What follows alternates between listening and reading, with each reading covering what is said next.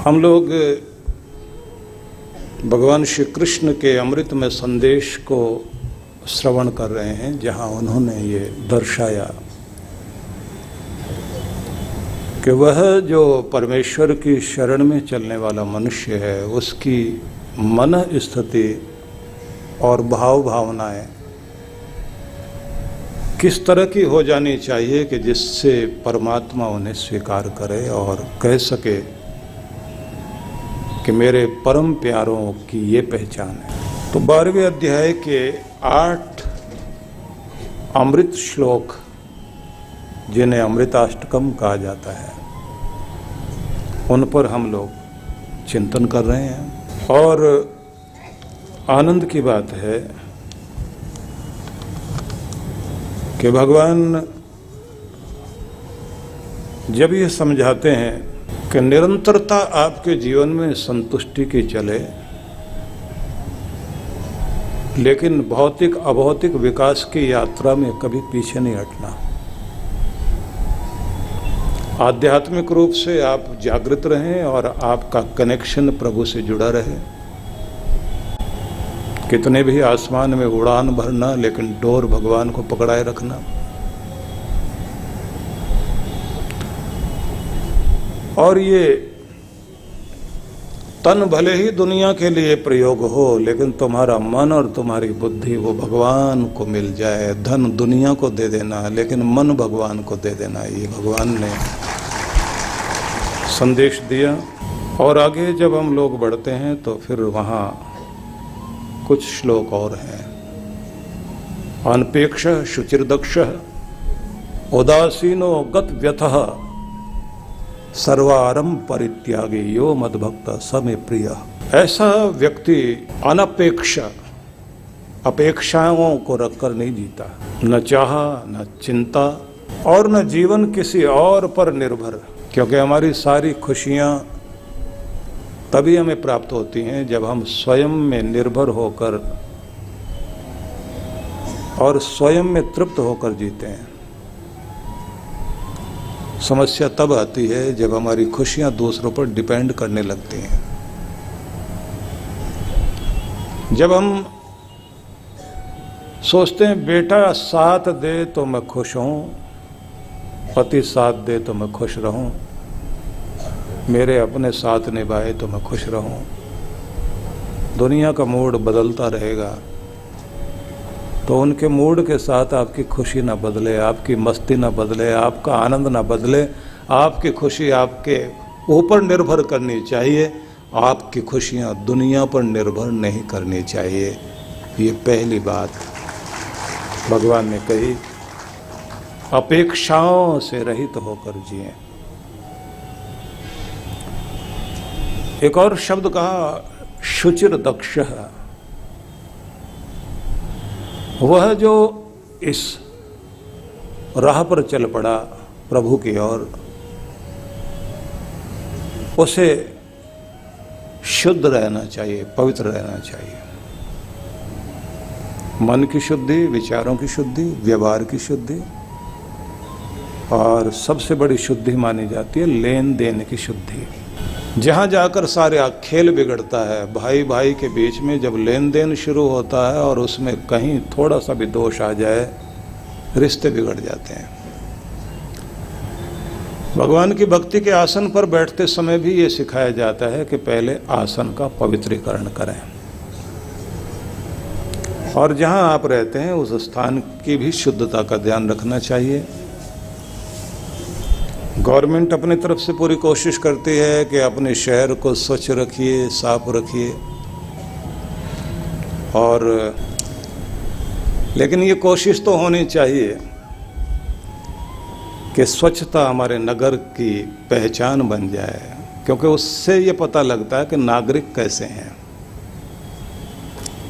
Government आपको बस यही कह सकती है कि जुर्माना लगाया जा सकता है, व्यवस्थाएं बनाई जा सकती, प्रबंधन किया जा सकता है, लेकिन अगर जनता जागरूक नहीं होगी तो स्वच्छता नहीं आएगी। ये ध्यान रख लीजिए, आपको खुद जागरूक होना पड़ेगा। और जागरूक होने का मतलब है टोकने वाले बनिए क्योंकि हम लोगों की आदत है कि जहाँ हम बैठे हैं वहाँ अपनी निशानियाँ छोड़ के जाते हैं। जेब में से कोई पर्ची निकालेंगे, वहीं फाड़ेंगे, वहीं डालेंगे। आया था कोई, स्मृति छोड़ के गया है। और अगर ऐसी स्मृति किसी ने सिंगापुर में छोड़ दी तो $200 का जुर्माना। और कोई ज़्यादा तरक्की कर जाए तब। मैं एक यात्रा पर था सिंगापुर में, जब हमारा कार्यक्रम वहाँ चल रहा था। एक शाखा वहाँ काम करती हम लोगों की। तो मैंने वहाँ देखा कि कुछ लोगों को गले में तख्ती लगाकर लिखा हुआ था और उनके हाथ में झाड़ू दी हुई थी। सफाई करवाई जा रही थी उनसे, और वो 5-10 लोग थे कि हमने स्वच्छता का नियम तोड़ा है, इसलिए हमको सजा दी गई है सफाई करने की। तो रोड पर सफाई कर रहे थे वो। हैरानी की बात तो ये है कि गवर्नमेंट इतनी सजग है कि अगर किसी के घर के गमले में पौधे पर कोई मच्छर बैठा हुआ दिखाई दे जाए तो भी $200 का जुर्माना। अपने यहाँ तो जुर्माने में पूरे दुनिया भर के पैसे लग जाएं। मेरा विषय नहीं है ये, लेकिन फिर भी मैं ये कहूँगा, आपका जागरूक समाज है भोपाल का, और शालीनता में आप लोग बहुत आगे हैं।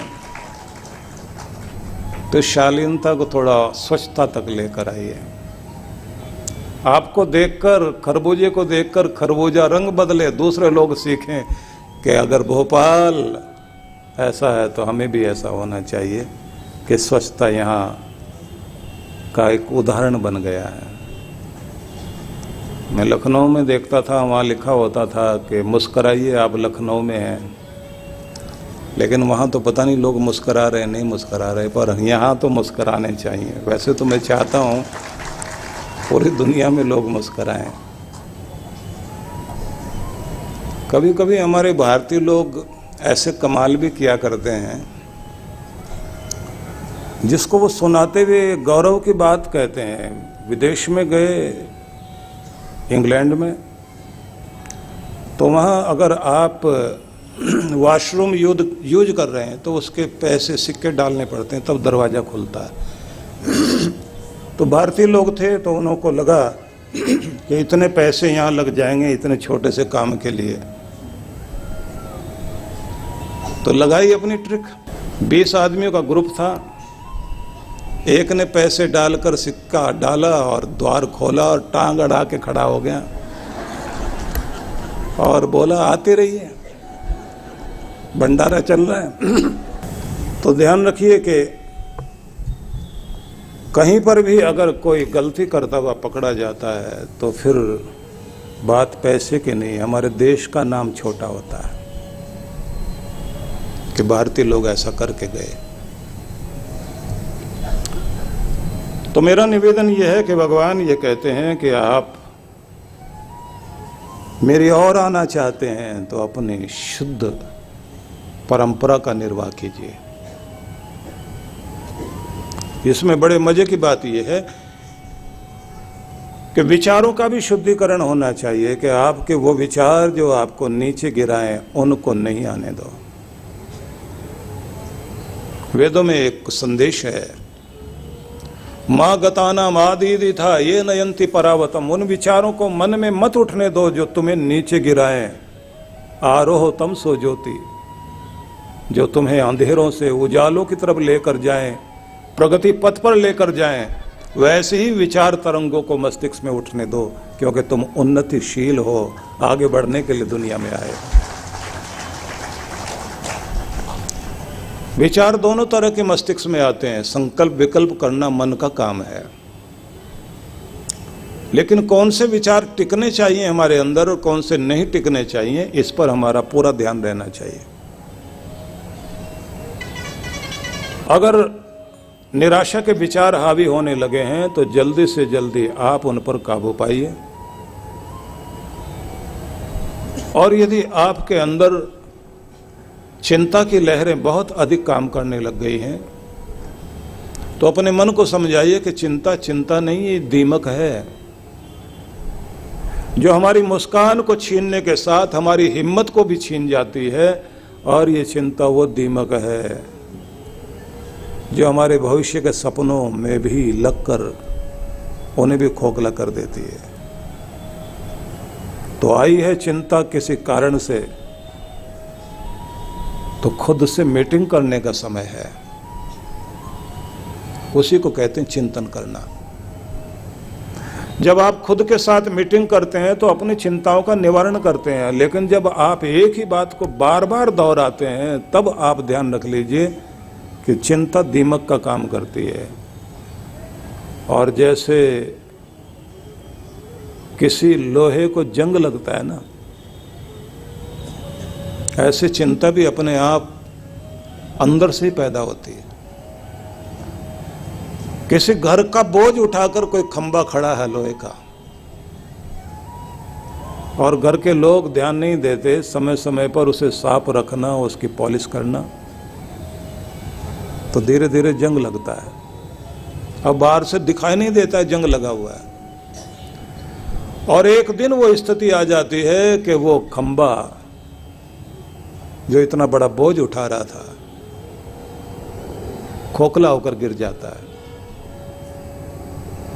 अगर आपने दीमक को, इस चिंता को बढ़ने दिया, आप कितने भी शक्तिमान क्यों ना हो, खोखला कर देगी ये। जिन पेड़ों को आंधियां नहीं तोड़ पाती उनको दीमक गिरा देती है, भले वो 100 साल पुराने शक्तिशाली पेड़ रहे हों।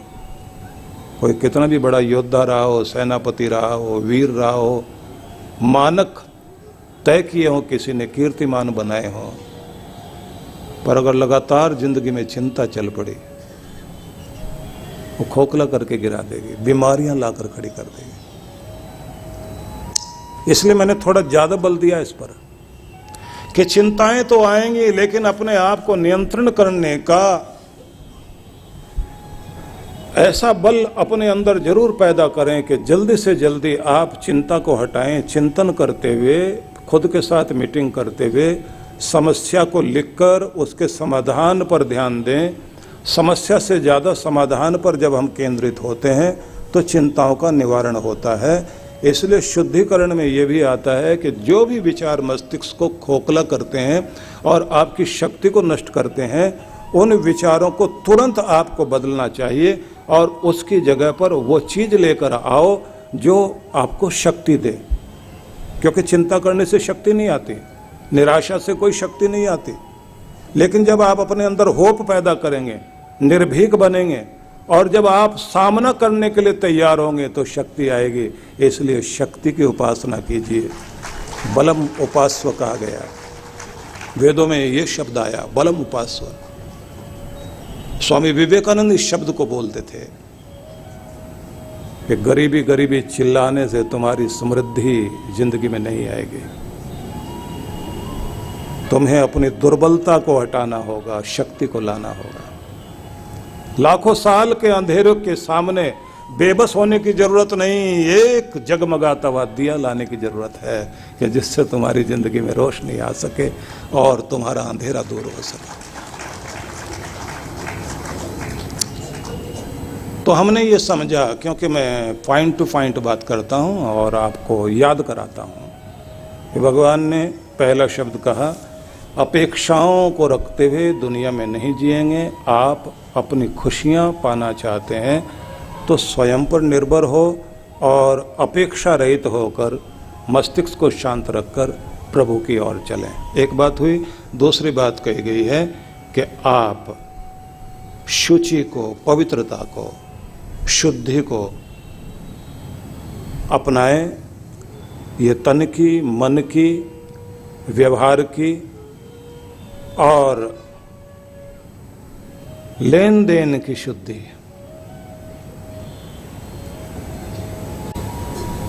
बड़ा ध्यान रखना चाहिए, क्योंकि लेन देन में अगर आप शुद्ध हैं तो सच में आप शुद्ध हैं।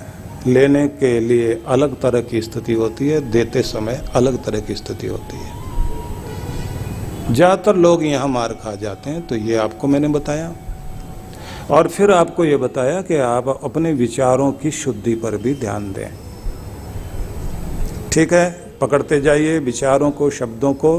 अब अगले शब्द पर चलेंगे हम लोग। सुबह जो लोग उस वर्कशॉप में शामिल होने के लिए आए थे, जहां हम अपने मंत्र की शक्ति को जागृत करते हुए अपने को सक्षम बनाते हैं प्रभु के आशीर्वादों के लिए, तो उनको मैं सिखाते सिखाते नोट कराता जा रहा था और बीच बीच में बोलता था कि 2 मिनट के लिए आंखें बंद करके आप पीछे लौटिए और देखिए कि जो आपको बताया गया था वो आपके अवचेतन मन में, सबकॉन्शियस माइंड में रजिस्टर हो रहा है या नहीं, आपको याद हो रहा है या नहीं हो रहा है, और वो जरूरी होता है। अगले शब्द की तरफ हम बढ़ते हैं। अगला विचार बिंदु है दक्षः। बड़ा महत्वपूर्ण शब्द है ये। दक्ष होना ये इतना महत्वपूर्ण चीज है कि यही आपकी ज्ञान की दक्षता, किसी कार्य की दक्षता, उससे पता लगता है आपकी क्षमता का, योग्यता का। अभ्यास करने से चीजें आप सीखते हैं, क्योंकि परफेक्शन लाने के लिए प्रैक्टिस जरूरी होती है। तो हम ऐसे समझें कि कुछ अच्छी आदतों की दक्षता प्राप्त करें। जैसे सुबह सिखाया जा रहा था कि आपकी जिंदगी को चलाती हैं आदतें। अच्छी आदतों के साथ जब आप जिंदगी जीते हैं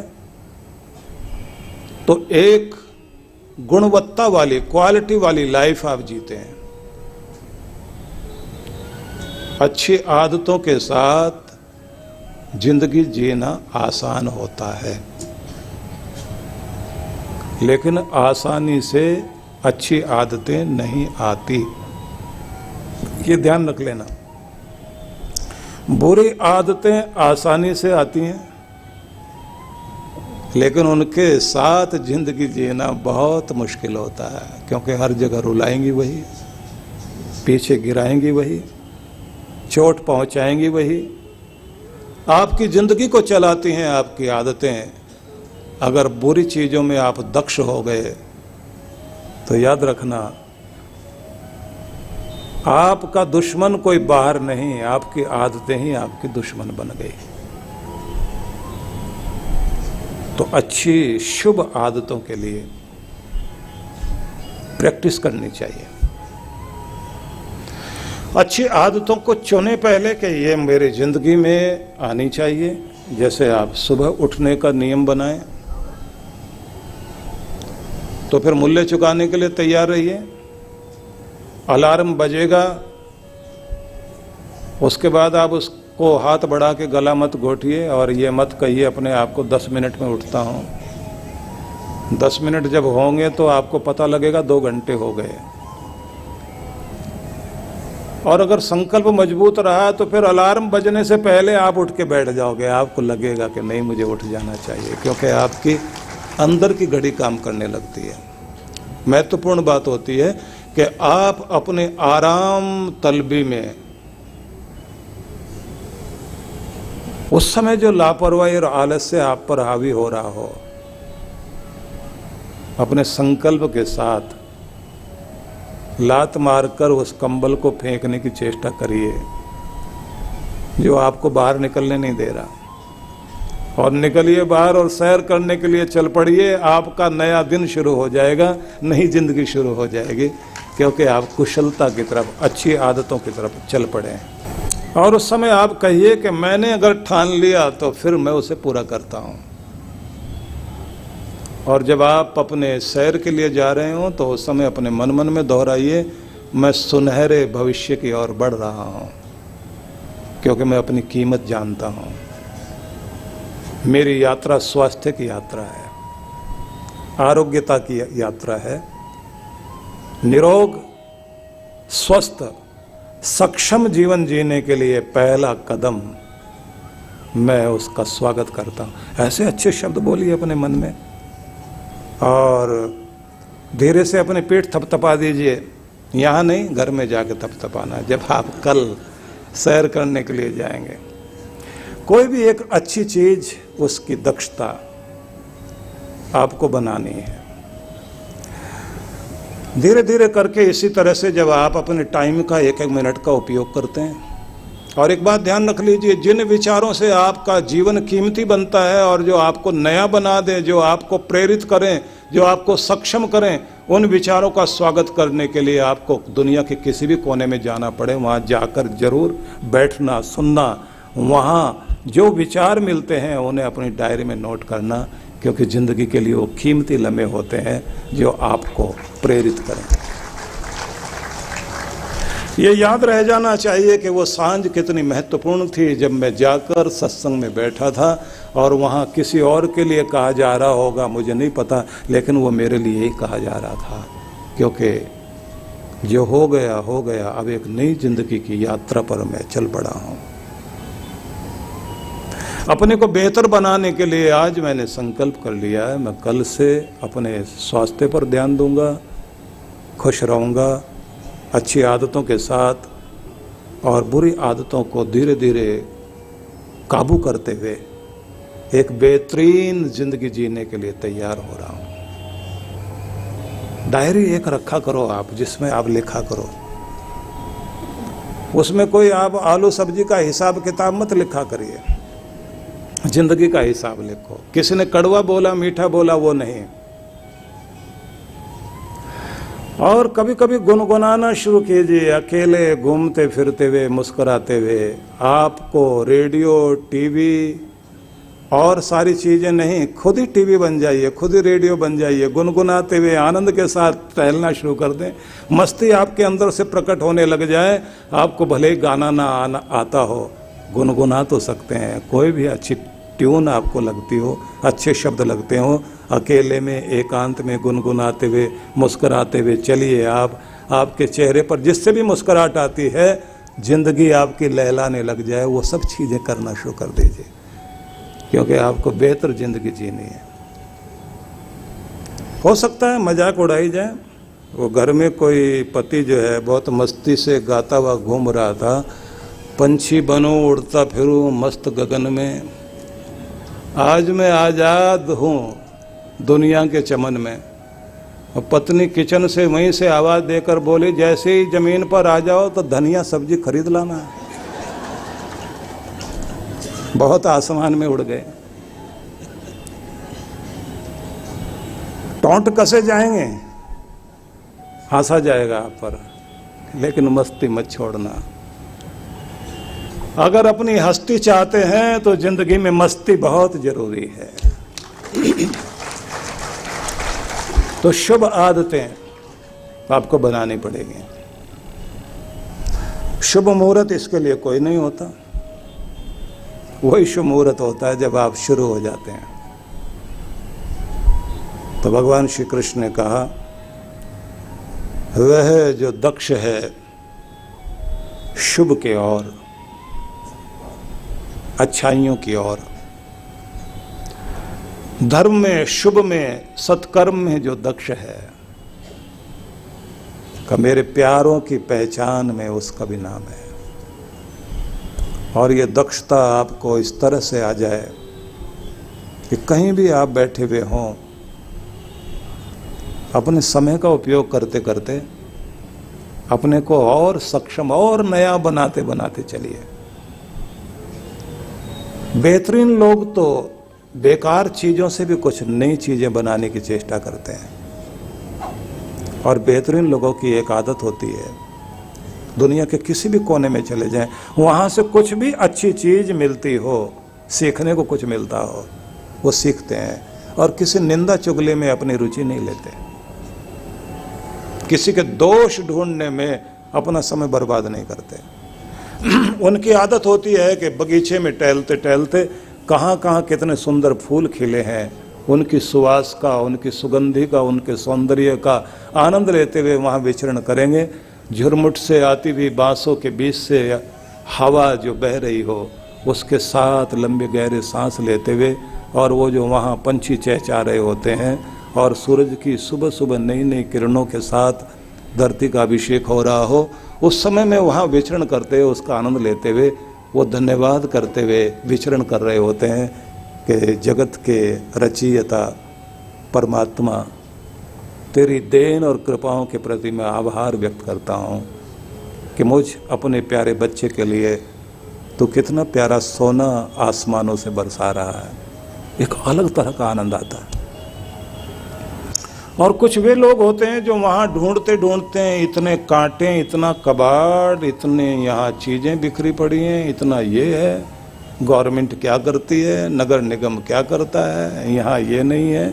और फिर जिस पक्ष में वो, जिस पार्टी के पक्ष में होता है, उस पार्टी के हिसाब से फिर वो दूसरी पार्टी को अच्छे ढंग से कोस लेता है और उसी के साथ में अपने जैसे लोगों को ढूंढ लेता है।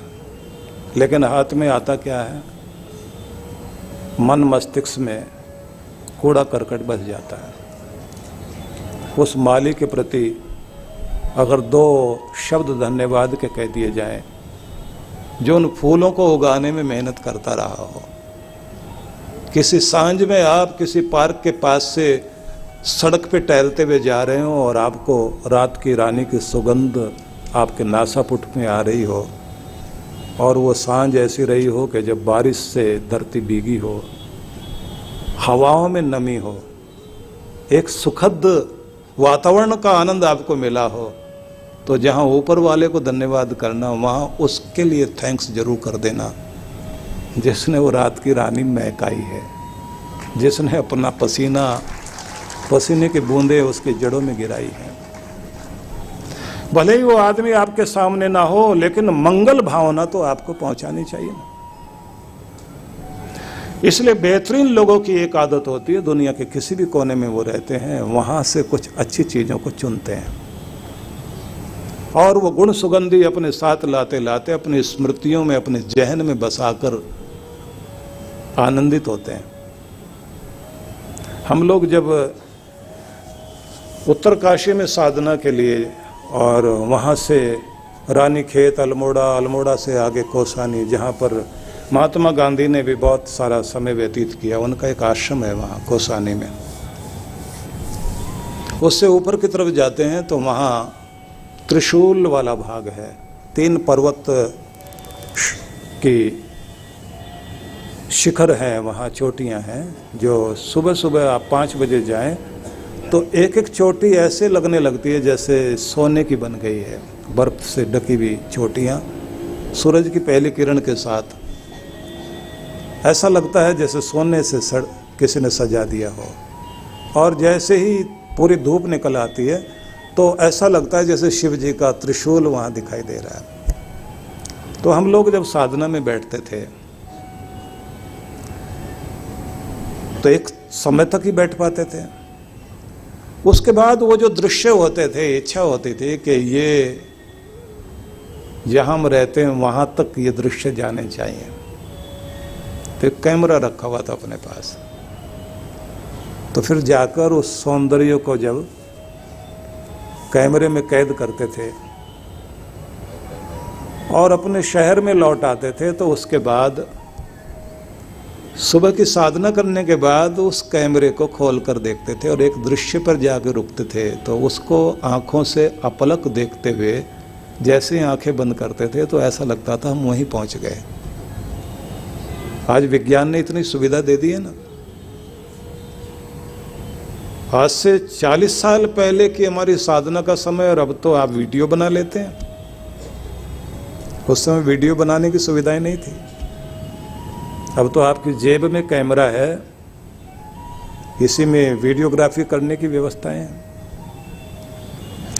कहीं पर भी आप जाएं तो उस स्थान के दृश्यों का आनंद लेते हुए अपनी स्मृतियों में कुछ अच्छी चीजें बसाइए। और मैं तो कहूँगा एक डायरी आपके पास होनी चाहिए।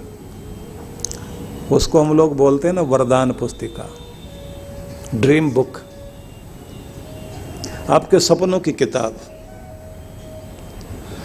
वो डायरी बहुत महत्वपूर्ण होती है, ध्यान रख लेना। उस डायरी में आप वो सब लिखिए जो आप अपनी जिंदगी में पाना चाहते हैं, जहां जीवन को देखना चाहते हैं। डायरी बहुत मदद करेगी आपकी। जैसे आप यहाँ सुन रहे हैं ना, तो सुनने के बाद जो जो वाक्य आपके हृदय को भा गए और आपके जीवन का संकल्प बनने के लिए मन मस्तिष्क में तैर रहे हो, तो उनको आप अपने डायरी में नोट करना, उनको दोहराना और उसके बाद अपने संकल्प लिखना कि मैं एक बेहतर जीवन के लिए अब इन शब्दों पर प्रयोग करूंगा। क्योंकि आपकी जो मंदिर में पूजा पाठ होती है, वो समय एक होता है जब आप खुद के ऊपर प्रयोग करते हैं। महात्मा गांधी ने जैसे अपनी आत्मकथा लिखी और उसका नाम दिया सत्य के प्रयोग, आपको भी स्वयं पर कुछ प्रयोग करने के लिए अपनी डायरी का प्रयोग करना चाहिए। हर एक के पास होनी चाहिए। और ये बात जरूर है कि वो निजी डायरी है तो वो किसी और के हाथ में नहीं दीजिए। उसमें आप अपने बारे में, खुद के बारे में लिखें, चिंतन करें। बड़ी महत्वपूर्ण आपकी जिंदगी की वो शक्ति बन जाएगी। और निवेदन तो ये है कि रात का वो समय जब आप अपने टीवी वगैरह देखने के बाद बैठें अकेले खुद से बात करने के लिए, उस समय नोट किया करें। और हफ्ते में एक दिन जब आप छुट्टी मनाते हैं ना, मैं छुट्टी के बारे में भी थोड़ा सा कहना चाहूँगा। देखिए, हमको छुट्टी मनानी नहीं आती।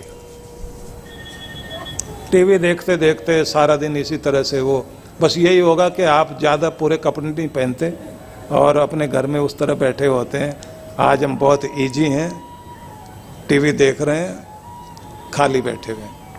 नहीं, उस समय आप इतने खाली हो जाइए कि ना तो टीवी चले, कम से कम 2 घंटे 3 घंटे तो आप खुद के साथ बिताइए, एकदम अकेले। अपने मन मस्तिष्क को इतना शांत कर दीजिए कि आप ये अनुभव करें कि आज ये छुट्टी नहीं बल्कि मुझे नया तरोताजा होने का एक अवसर मिला है, खुद के साथ समय बिताने का अवसर मिला है, खुद के साथ बैठने का, खुद से बात करने का। ये चीज मुझे एक बार महसूस हुई, क्योंकि हम लोग बहुत बिजी रहते हैं, बहुत व्यस्त रहते हैं और इतना 2-2 3-3 वर्ष तक का कार्यक्रम आगे बन जाता है। और फिर स्थिति कैसी भी हो, तन की, मन की या सामाजिक पारिवारिक कोई भी स्थिति हो, हमको तो मूड बना के वैसे आना होता। तो एक दिन छुट्टी का दिन था। छुट्टी का मतलब जिस दिन मुझे लगा कि आज मुझे आश्रम भी नहीं जाना और आज किसी से मिलना भी नहीं है, और जिन लोगों को समय दिया गया था सबको मना कर दिया गया कि आज नहीं मिलेंगे। अब उसके बाद क्या हुआ कि मैं घर में सबके साथ नहीं, छत पे जाके बैठा अकेले, और मन में आया कि कुछ भी नहीं करना। आंखें बंद करके शांत होकर बैठा और मैंने जो वो 2-2.5 घंटे में पाया, एक नई ऊर्जा, शांति, संतुष्टि। तब ये समझ में आया कि जो ये कहा जाता था कि सप्ताह में कम से कम जितने आप बिजी हो 2 दिन तो छुट्टी के होने चाहिए। हालांकि अपनी भारतीय परंपरा में थोड़ा अलग था। भारतीय परंपरा में 5 दिन की छुट्टी थी, अमावस्या के दिनों में 2 दिन, पूर्णमासी के समय में 3 दिन की छुट्टी। प्राचीन परंपरा के अनुसार। तो उन 3 दिनों में, क्योंकि हमारे यहाँ 2 पक्ष चलते हैं, जैसे उत्तरायण दक्षिणायन, ऐसे शुक्ल पक्ष और कृष्ण पक्ष, जैसे दिन और रात, जैसे नौका के 2 चप्पू, इन 2 पंखों के साथ हम उड़ते हैं। तो 2 पक्ष रखे थे महीने के, उनमें जो है 15 दिन के साथ ही आपको 2 दिन की छुट्टी और 3 दिन की छुट्टी। उसमें अपने आप को नवीनीकरण करना होता था कि अब आप एकदम नया, और उसमें कुछ नियम थे कि इसमें आप क्या क्या चीजें करेंगे। तो जैसे सत्यनारायण की कथा आप लोग करते हैं पूर्णमासी को, तो गुरु पूजन किया जाता है, लक्ष्मी पूजन किया जाता है, नारायण भगवान का पूजन किया जाता है, और अमावस्या जो है शिव के लिए है। तो उसी में कुछ और चीजें भी करने का नियम था, जैसे आप अपनी क्षमता के अनुसार दान पुण्य सेवा सत्कार सहयोग, उसमें तालाब बनवाना, बावड़ी बनवा देना, प्याऊ बनवा देना, पेड़ लगवा देना।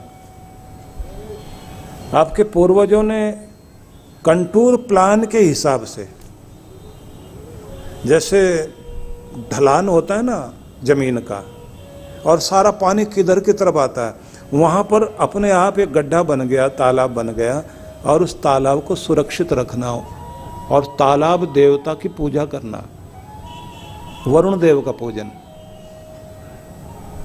और घर में जो आप बर्तन लाते हैं ना, जहाँ पानी रखा जाता है, उस पानी में भी वरुण देव का पूजन, कलश पूजन। रोज रोज नारियल तो नहीं रख सकते, लेकिन इतना तो है कि उसको तिलक लगा दें, और ऊपर जो ढकनी है बर्तन की, उसके ऊपर एक फूल रख देना, क्योंकि वहां ये कहा जाता है कि ये वरुण देव जो है ये आपके शरीर में रहकर आपकी रक्षा करता है। 72% तो आपके शरीर में पानी है ना, 6% वायु है, 2% आप जो है श्वास से लेते हैं, बाकी जो है 4% जो आपके पूरे रोम छिद्र जो हैं उनके माध्यम से लेते हैं। और बड़े मजे की बात तो ये है कि आपके जितने भी पेड़ पौधे हैं, जैसे आपके फेफड़े हिल रहे हैं और जो है वो शोधन कर रहे हैं वायु का, और वो जो ऑक्सीजन बन रही है वो आपके खून में जाकर मिलती है, लिक्विड फॉर्म में जाती है। बिल्कुल उसी तरह से जो है ये पेड़ जो खड़े हुए हैं, उनकी पत्तियां हिल रही हैं, वो भी फेफड़े हिल रहे हैं, और वो वहाँ से शुद्ध करके आपके लिए जो जीवनी शक्ति है वो आपको दे रहे हैं, और आपकी जो अशुद्ध वायु है उसको ग्रहण कर रहे हैं। और जहाँ जहाँ पर भी पेड़ पौधे हैं बस वहीं जीवन है, ये ध्यान रख लेना, वहीं सांस ठीक ली जा रही है। जैसे जैसे आप पहाड़ों की तरफ, बर्फीले पहाड़ों की तरफ चले जाएं, जहाँ पर पेड़ पौधे बिल्कुल दूर दूर तक नहीं है, कई कई किलोमीटर तक नहीं है, वहाँ सांस लेना मुश्किल हो जाता है।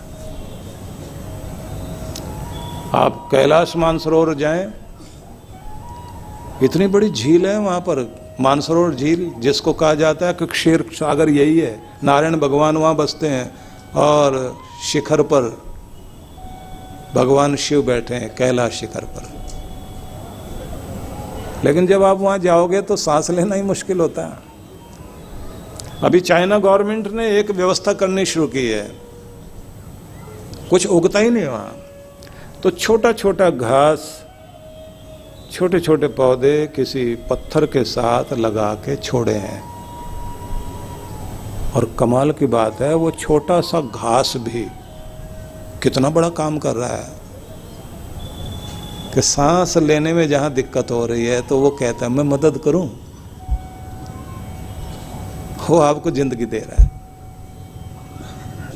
ये घास, ये पेड़ पौधे, ये बेकार नहीं है भाई, ये सब आपको जिंदगी देने का काम कर रहे हैं। इन्हें उजाड़ने का काम तो हम लोग कर रहे हैं, बुद्धिमान लोग। कितनी दुखद बात है। इसलिए आपके पूर्वजों ने कहा था कि पेड़ लगाओ, पर्यावरण की रक्षा करो। क्यों? कहते हैं देवता प्रसन्न होते हैं। देवता किस रूप में प्रसन्न होते हैं? मतलब आपकी जिंदगी, आपकी जीवनी शक्ति आपको मिलती है। 10 बच्चे योग्य बनाकर समाज को दे देना और समाज का सिरमौर बन जाना, कहते हैं ये बहुत बड़ा यज्ञ है। लेकिन किसी ने अगर एक पेड़ भी लगा दिया तो कहते हैं वो 10 बच्चों जैसा काम कर दिया उसने। व्यवस्था बनानी चाहिए हमें सबको। नियम के अनुसार तो आपको पूरा साल जीवन चलाने के लिए 10 पेड़ों की जरूरत पड़ती है। तो 12 समझ के आप 1 महीने का 1 पेड़ समझ के लगा दीजिए, और हो सके तो अपनी पत्नी का नाम लेकर भी 1-1 पेड़ उनके नाम से लगा दें। ये भी नहीं कर पा रहे हैं तो कम से कम अपने जन्मदिन पर तो 1 पेड़ लगा दीजिए। कितने लोग तैयार हैं भाई, मैं हाथ खड़े देखना चाहता हूँ।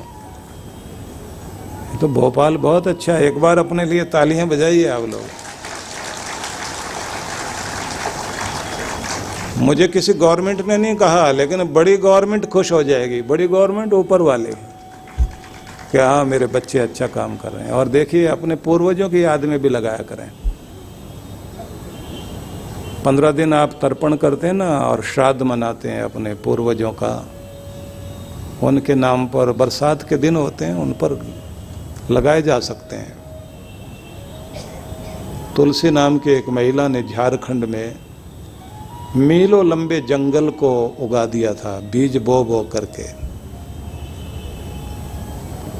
गवर्नमेंट ने सम्मानित किया, लेकिन उसने ये कह दिया मैंने सम्मान के लिए नहीं किया। बचपन में मैंने बहुत बेर तोड़े थे, जामुन खाए थे, आंवले तोड़े थे, कर्जा चुकाने की कोशिश की है।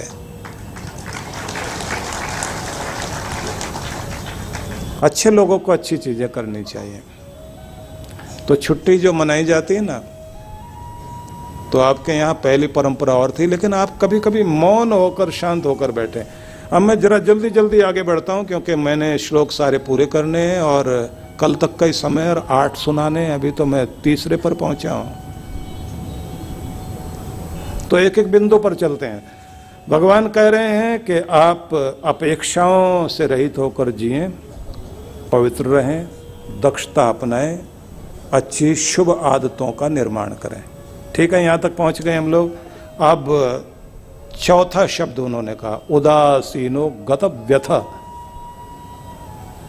उदासीन शब्द का प्रयोग भगवान कहते हैं कि भगवान की शरण में चलने वाले आध्यात्मिक पुरुषों में एक आदत होती है तटस्थ रहने की।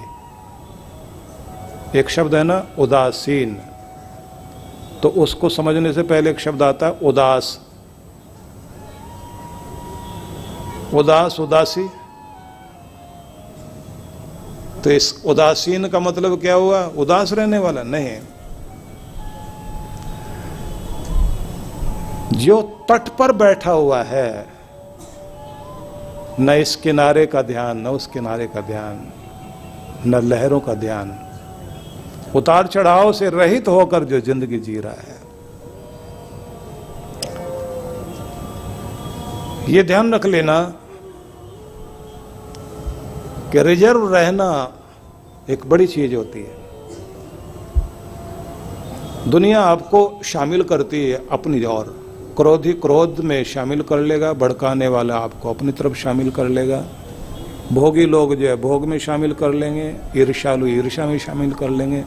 लेकिन जो इन सब के बीच कि दुनिया में हूं, दुनिया का तलबगार नहीं हूं, बाजार से गुजरा हूं पर खरीदार नहीं हूं, ऐसे होकर चलना।